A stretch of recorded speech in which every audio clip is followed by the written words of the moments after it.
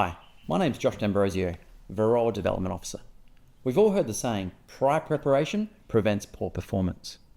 And what we're going to do now is look at developing our own Varroa management plans.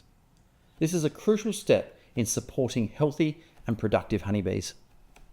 It's important to note that not one plan is fit for all. Here we have a slide developed by Emily Nordyke, where she's describing two very different environments across the US. Now this is similar to Australia, where across the nation we have multiple environments, even down to each individual state where we have microclimates. With this said, you may need multiple plans, a plan for each bee site. The plan that your neighbour does may not necessarily be fit for you, nor your plan be fit for them. Take the time to look at your operation and develop a plan that suits your needs. Before we build a plan, take a moment to think about your operation. Think about the things that have worked in the past, the things that haven't. Where would you like to be in the future? Think about the environment you're in and your capabilities, skills, knowledge. These aspects are going to assist you in developing the plan. We all want successful operations. Therefore, planning is crucial in supporting and maintaining healthy and productive honeybees. As this slide says, it's not about treating the bees, but it's about managing the bees and the operation. So how has the plan come about? Well, during the Transition to Management Program, Varroa Development Officers, VDOs, have been meeting with beekeepers across the nation. As well as during workshops, we've had a demand for a plan to help beekeepers manage Varroa through the season. Right now, there are 2 examples for each state available, templates for you to use, a printable version, as well as a downloadable Excel spreadsheet. These are available at varroa.org.au. Let's get started. Step 1. Here we have some environmental factors and some constants within your operations. At the top of the table, we've broken the year up into the months. We've started in July, and this seemed to be a popular month to start as we build up into spring, as well as it's the beginning of almond pollination. Below that, each month has been broken up into weeks. Now this is going to be important as we progress further down the steps to fine-tune our planning process. Then on the left-hand column, we've got temperatures, minimums, maximums. You can identify those, add them in, specific to where your bees are located. We also have examples like large brood phase, where this beekeeper has identified large brood from September through to March. Swarming season. They see regular swarming early September through to early October. Wet season, dearth period, some things that you can look at and then identify across your operation. Within the Excel spreadsheet version, downloadable at varroa.org.au, you have the ability to add extra rows and start to customize it to your needs. Step 2. This is where we start looking at some labor inputs. Existing tasks that we're already doing within our operation and some new Varroa specific tasks that we can now integrate, improving productivity, efficiency, and overall performance of our operation. Things like health and monitoring inspections. We've learnt now with Varroa in the environment that we need to monitor every 4 weeks to ensure we stay on top of our mite loads. We can look at this, identify the best time that suits us, and allocate the time within our plan.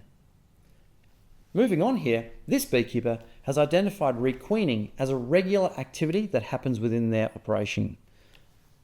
Mid-October, they go forward and allocate a week to do that task. You now can add what suits you best. Supplementary feeding. We've learned also that providing additional nutrients to our bees is going to help them cope with the stresses of Varroa. So we can look at this. If you're new and doing it already, fantastic. If it's new to you, you can find the time to fit that task in. Integrated pest management tasks, mechanical controls. It's a great way of just tracking what you're already doing and then looking forward at the things you would like to do and implement within your apiaries. Again, you've got the area to start customizing what's going to suit you best. Step 3, income streams. This is where we're looking at your general income producing activities within your operations. Whether it be honey production, pollination, nuclear sales, or wax production, it's important to know when and where you need your bees to be at any specific time of the year. This information is going to drive decision making moving forward in the planning process. For this beekeeper, they have a pollination contract, beginning in almonds, moving then into canola. You may have something similar or very, very different. Honey production for this beekeeper is also year-round. You may have a smaller window of opportunity. It's important to be able to identify those timeframes, put them into your planner, and then move to the next step. Moving on to step 4. This is where we can focus on mechanical control methods. Methods that remove mites physically from within the hive. Now, these methods do vary in efficacy. Therefore, it's important to utilize as many as possible to reduce your mite loads. This beekeeper likes to use drone comb removal through November, December. Now, drone comb removal is time critical. It's important to ensure you remove the drone brood before they emerge.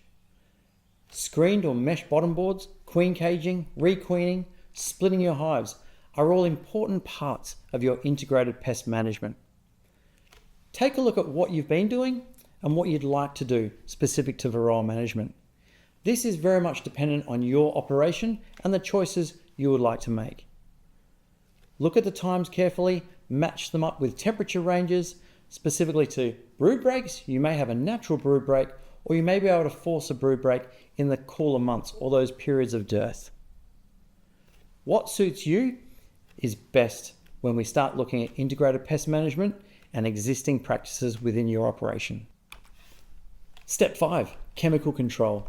As you see here on the left-hand side, we have our treatment options listed. Now, these treatment options do align with our chemical treatment table. And the table is a handy reference tool for us whilst we're planning, because it does go into a little bit more detail about individual characteristics of those treatment options. You will find that the treatments are color-coded, and that relates to their mode of action. And it's critical we're rotating mode of actions through the year to reduce the chances of chemical resistance. You'll also know that this treatment control, this chemical control plan, does need to be somewhat dynamic. It needs to be almost like a sliding scale where, for example, this beekeeper is using Apivar in this example, late July into September. Now, if the beekeeper goes to their hives, monitors late July, and identifies that they're not yet at threshold, that's the amount of mites that triggers the need to treat, then that Apivar treatment would ultimately be cancelled or postponed. And you would continue monitoring until you reach threshold, and then you would reevaluate based on your chemical control plan. It's important to note also that a lot of these chemicals are somewhat temperature dependent. So you can utilize some of that information you did in step 1 about your environmental factors to identify the best time to utilize a specific chemical. A lot of beekeepers have also come to us and said, can you suggest a starting point, okay, that we can work on when developing a plan? Now, a lot of beekeepers have found that the honey production is a key point in their year, identifying that a certain time of year they need honey supers on their hives. And looking at that, they've identified a chemical treatment that can be utilized with honey supers. In this example, Varroa. And at that point there, you can secure Varroa in that time period, and then you can work either side of it. And then based around the temperature, where and when you need your bees to be, what activities are being undertaken, you can then best select a treatment to suit. It's important that you look at this, you match this up with your labour outputs, and look at when and where you can get to your hives and to ensure that you're using the correct treatment durations. You need to install the chemical treatments as well as remove the chemical treatments at the required times. Step 6. This is where we start looking at some cost analysis. Here on the left-hand side, we have an area where you can input your expenses. In the middle, some income items, and then out on the outside, on the right-hand side, some overall profit and loss budgeting. This here is just going to help you estimate annual management costs across the season and help with your finances. Again, it's important to plan, and knowing what you need to do or what you could be doing will help you strategically manage your operation. Now that we've reviewed developing your own Varroa management plan, we suggest taking a little bit more time and in more detail starting to customize a plan that suits you and your operation. But please don't do this alone. Reach out to the Varroa development officers, VDOs in your region, or bee biosecurity officers. We're here to help, provide suggestions, or review what you've done so far. Remember, prior preparation prevents poor performance, and planning is crucial in supporting and maintaining healthy and productive honeybees. Thank you.